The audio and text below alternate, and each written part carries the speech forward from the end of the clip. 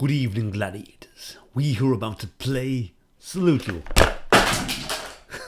Oh dear. Well, what a dramatic entrance. I'm wearing the headphones tonight because it's a bit late and I was hoping not to wake anyone, but I'm sure that helmet has just done it. Alright, the other reason I'm wearing the helmet tonight is because tonight we're playing a game with some awesome music that I love called Star Control. Star Control 2, in fact. And without further ado, let's get into it and I'll talk to you about it all the way through. So I'm actually playing here the game called the Urquan Masters, which is in fact the fan remake of the game, which is basically faithful to the game almost completely, with a few extra mods and so on. Whoa, quite loud. So, Star Control 2. What is this game? This game came out in 1992 by two guys called Fred Ford and Paul Reich III, published by a company called Accolade, and it is actually generally known as one of the greatest PC games of all time, and certainly as far as space games go, it's right up there. Let's go new game. Okay, there you go. Mouse or keyboard, mouse it is. New game. Well, obviously a little rip of the old Fox Studios 20th Century Fox logo. None of this was in the original, but this version is the free version. The source code was, as you can see there, the source code was donated by Paul Reich III in the early 2000s. As you can see, they're basically telling me all that again. And here we have the intro. There were many great battles. Earth and her partners in the alliance of free stars against the evil Urquan and its hierarchy of battle thralls. And the Urquan were winning. The music in this game is really cool. It's this sort of mod tracking music that was very famous from the Amiga days and the demo scenes back then, far beneath the surface of an unexplored alien world. A huge underground city. Believe it or not, this is your ship, I believe. So it's obviously very influenced by Star Trek. So we can skip all this. So this is a space exploration game, very much like Starflight, the classic Nintendo game, if you've ever played that. And you know, a lot of the 4X games that you see today, Stellaris and what's the other big one? Sins of a Solar Empire, and those kind of games certainly were influenced by this game. These graphics have been cleaned up since the original. That's our ship. Kind of cool. It looks like a sort of a giant skeletal Snoopy dog or something. Or the He-Man, that battle skeleton thing that the He-Man figure sat on. You know the one. Maybe you do. Maybe if you're as old as I am, you do. Alright, so that's the introduction. There's a warp we have to travel. It's quite a long introduction. Come on, let's get into the game. The viewers are Captain. My name is Gladiator. The Maximus. Actually, I should have the other around. But the Maximus is our ship. So here we are in space, and this is the solar system. And you move with the keyboard. That's our ship over here. We have one little ship in our fleet, which is an Earthling ship, and that's our major precursor ship. 50 in the crew. We're going to enter the solar system, and it'll zoom in as we get closer to our home planet of Earth. Now, what's this you're saying? Why is Earth red? Earth isn't red. We'll find out in a second. Oh, we're being approached by a probe.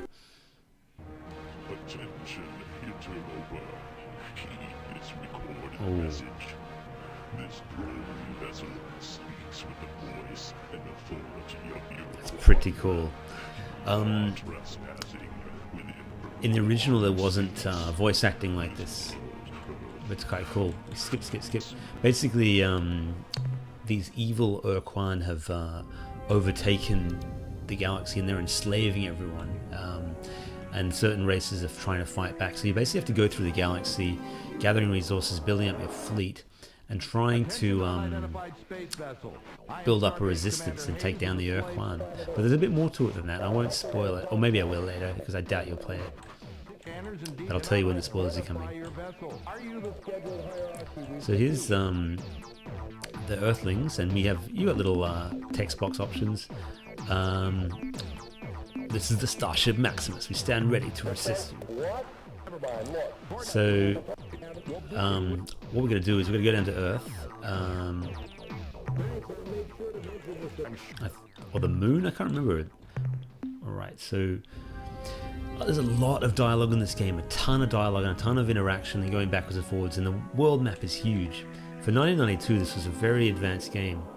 I can't remember if it's the Moon or Earth. I don't think we can go to Earth, so let's go to the Moon. See if there's something there we can land on. And again, 3D maps were pretty cool. I don't remember if that was in the original or not, but we're going to scan it, see if there's anything. I actually should have paid attention as to where we're supposed to go. It might have been another planet. Let's get out of here and go back and talk to him. We're actually low on fuel, which is not great. It'd make for a very short video. Did you find any radioactive? Where? I should have answered that. Mercury, alright. In this system would be to land on Mercury and scour the surface for the Okay, we can do that. Let's go visit our friend Freddie Mercury. Freddie Mercury! One of the great singers of all time, from one of my all-time favorite bands, legendary Queen. So, we're going to swing past the sun and hit Mercury. Now the game was actually a lot, if this seems a bit simplistic to you, there's a lot more to it. We're actually getting pulled into a gravitational orbit here, and we're low on fuel. It's actually quite hard to reach, but what you can really do in this game is upgrade your ship later on, and that gets quite powerful. And the different spaceships that join you are quite inventive. Hopefully we'll find one in this video. Alright, so we're going to land on Mercury, get some resources, scan them. I'll show you the star map as well. This is the star map. It is massive. Each one of those represents the solar system. And you visit all these different areas, and different alien factions have control of them and so on. That scan, you know, it's not as big as something like No Man's Sky, but this actually has a purpose to it, so it's already a better game. Yeah, well, you know, different game. So we were looking for energy, aren't we? You find anything? No? Mineral? So let's just dispatch our troop here. So we want to land near... It can be quite dangerous landing on these planets. It's a little mini game where you got to go around collecting minerals.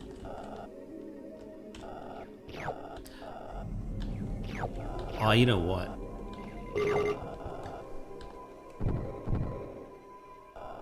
Was this what I needed to get? Oh, we're full. Full up. Get out of here. Get out of here. What was it? Auto scan. Let's auto scan everything. There's something I needed to find.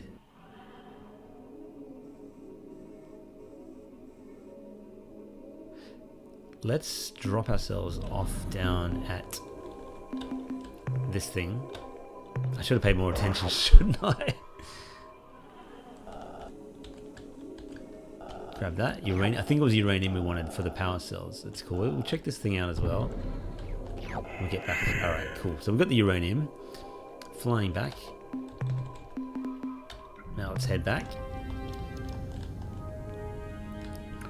Once you build up a fleet, this game is really known for its space battles, and they're very arcadey and very entertaining.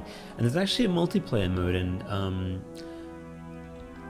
when we die in this, and I'm sure we will die soon, I'll show you the multiplayer mode because I wanted to show you the almost Street Fighter style round-based battles, which is really fun.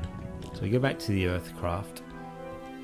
This is, of course, a space role-playing game, a space opera, if you will, and it's a huge game, and we're not going to really do it justice in one small video. We're ready to transfer radioactives. Great. Here we are. This guy looks a bit like David Duchovny. Captain Gladiator, Starship Maximus. Should have been the other way around, but we'll take that. Okay, cool. So, this is explaining the plot. Why is Earth trapped? Explaining about the Urquan, the mission was secret. Why are you here? Okay. A lot of dialogue, and it's all voice acted, so it's a really good fan remake. It's completely open source. So now we're going to... I forgot what the plot was. We have to go to take down a Urquan probe, I think. Or maybe we can go to Earth. No, I can't think we can go to Earth yet. I want to get to a battle for you. There might be a probe somewhere around Jupiter or something.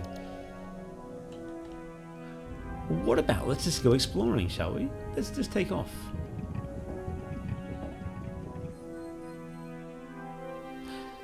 Alright, now we're entering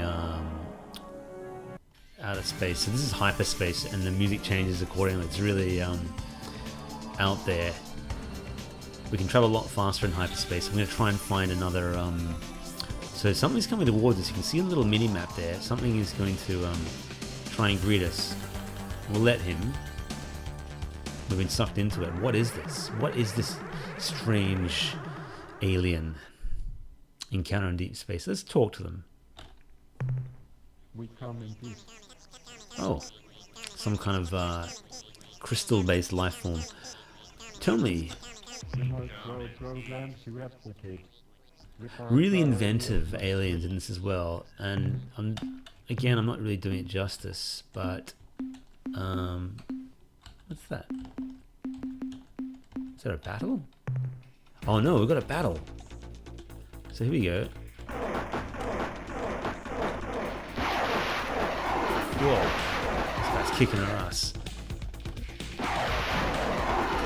Our Earth vessel looks a lot like the Star Trek Enterprise. Now this might look hectic, because it is. But we got it.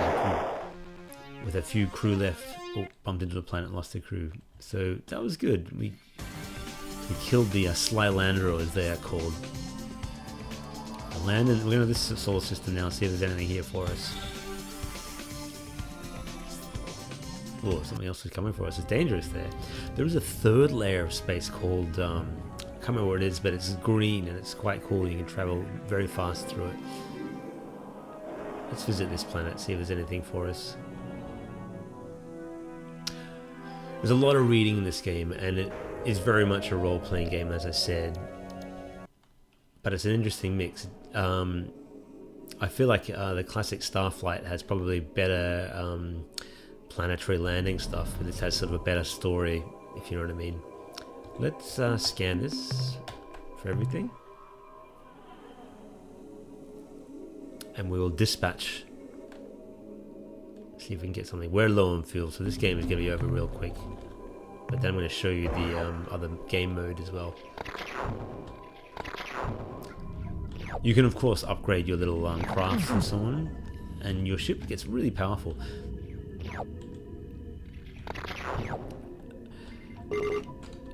So, spoilers, if you're planning on playing this, maybe quit the video now, but it turns out that the Urquan, who are the big baddies in this game, are actually the lesser of two evils. And they have been trying to enslave the citizens of the galaxy, but they're trying to protect them from their Urquan cousins, the Korra. And the Korra plan on killing everyone in the galaxy, exterminate everything. So it's basically the Urquan and you teaming up against the Korra, because the Korra are basically just nihilistic villains. And it turns out the Urquan are bad, but they're not as bad. So it's quite a cool plot twist, I thought. Okay, let's... what's the manifest? Oh, that's our cargo, right. Here are our ships. Oh yeah, this tells you a little bit about your spaceship. Alright, so we're going to go back, get out of here, see if we can find anything else before we run out of fuel.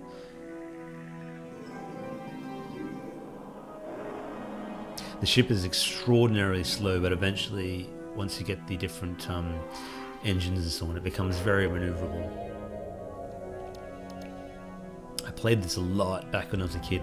There are a lot less games to play back then as well, you see, and a game like this might not look all that right now, and there are a million other games to choose from, but back in the day,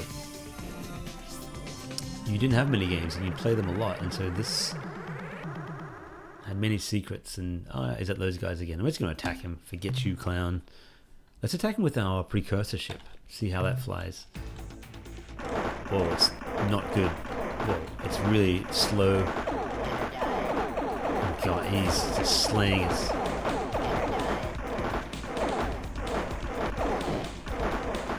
Yeah, this would be a great note to end it on.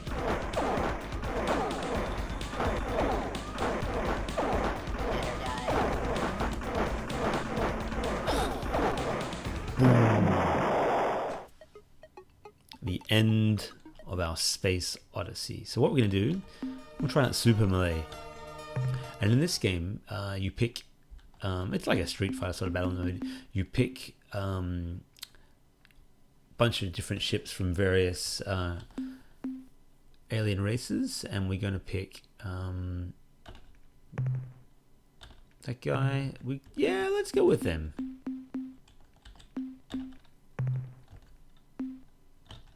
Oh, so you can basically sub in and out ones, right? So we're gonna get rid of that one, that suspicious looking one. Put the Araloo in there, and then it's a bit tricky without the mouse, but oh, hopefully I'm team one. We go against a cyborg, and we will be the human. All right, human. To battle. And you could play this 2 players, which is, you know, back in the day on a PC anyway, a rarity. So we choose our ship. Oh no, I've got to use the other keys because that's the other keyboard. Let's choose this guy. He's pretty fun. He's a fast-moving ship. What's the button? Okay. So now fighting a weird sort of whoa. Some kind of Mycon, which is like a mushroomy type thing. We never got to see what our ship was like. That sucks. That's the Urquan. We're going to save him for a bit later. I've got some pretty horrible ships here. Actually, I should have chosen better. But they all have 2 attacks. I actually don't know what the other attack button is. You can actually swing around the planets to get your gravity. That's one of the attacks, but I don't know what the other one is. Yeah, it's a bit tricky not knowing both of them.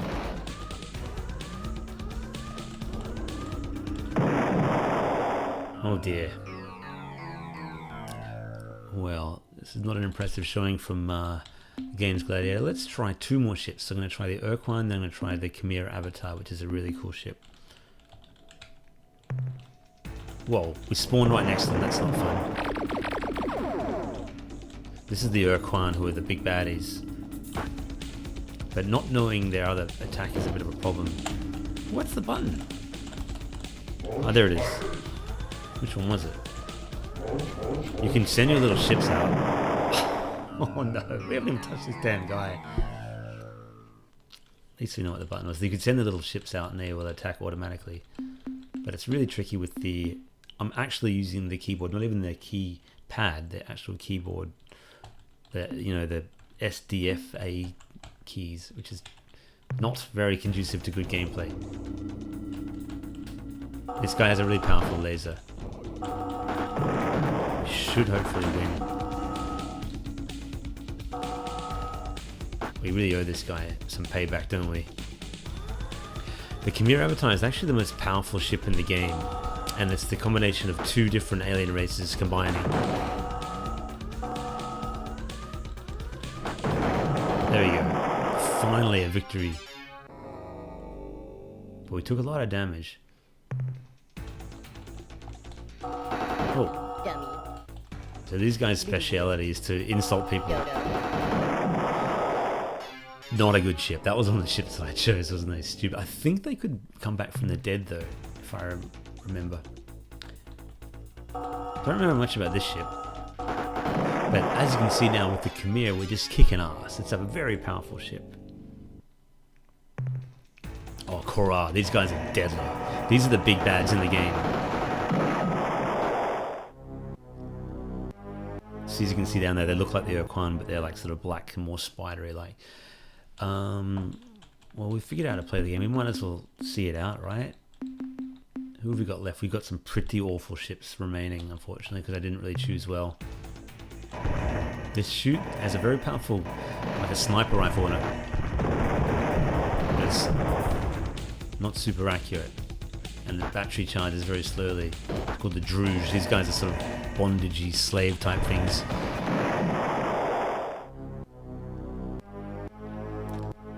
I really like the sort of the mix of role-playing game and arcade combat and everything. It's a system I never really saw again, you know?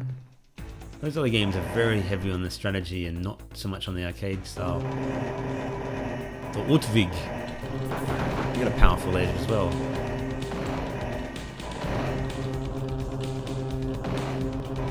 Okay. Oh. Korra. Unfortunately, I wasted my Urquan because that would have been useful. Right, we've got 2 more ships left. 3 more. This one's awful. This is called the Spathi. They're very maneuverable, but weak ship.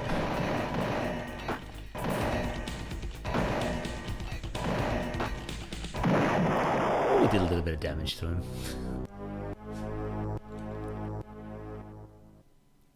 Two more ships. Melnorm. Sort of a big fat space balloon, really.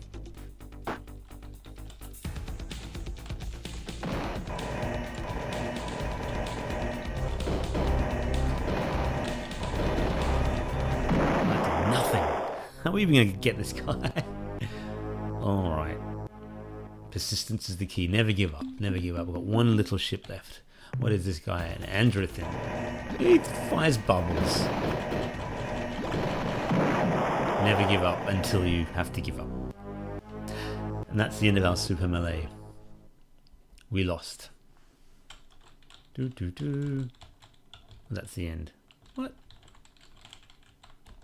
Not much of an ending? Alright, well, that too is the end of our Star Control 2 video. It was a spectacular game for its time. It's still pretty playable today. And there are actually a couple of remakes in the works, because the story behind this game is that they sold... Atari had the rights to this game, and then Atari went bankrupt in 2013, and the rights to this game were sold to a company called Stardock. And these guys, Stardock, sat on it for a while and then eventually decided to make their own remake called Star Control Origins. And I'm being told that it's not that great. I don't know anything about it. There was another game made called Star Control 3 back in the day, and that was alright. Had better graphics, but it wasn't as fun as Star Control 2. And then for 25 years, nothing until Star Control Origins. But Paul Reich and Fred Ford, who were the creators of Star Control, unfortunately didn't have the rights to the IP of the game that they created. And I know what that's like, because that happened to me with Swords and Sandals for a while with the old company, until the good people at E-Games bought the rights to Swords and Sandals, and I teamed up with them. So I know what it's like to not have the rights to your own creative content. It's infuriating, and you really just feel like a big part of you has been taken. And I know what these guys must be feeling. They are actually apparently doing their own sequel to Star Control and not calling it Star Control. I don't know what it's actually called, but I'm sure a bit of quick research would reveal that. And I remember seeing some kind of teaser for it either earlier this year or late last year, and being quite encouraged by what I saw. So it's probably worth checking out and seeing if it's come to light if you like this kind of game. Yeah, Star Control 2 with some excellent music. All right, everybody, have a great night, and I'll see you soon. Bye for now.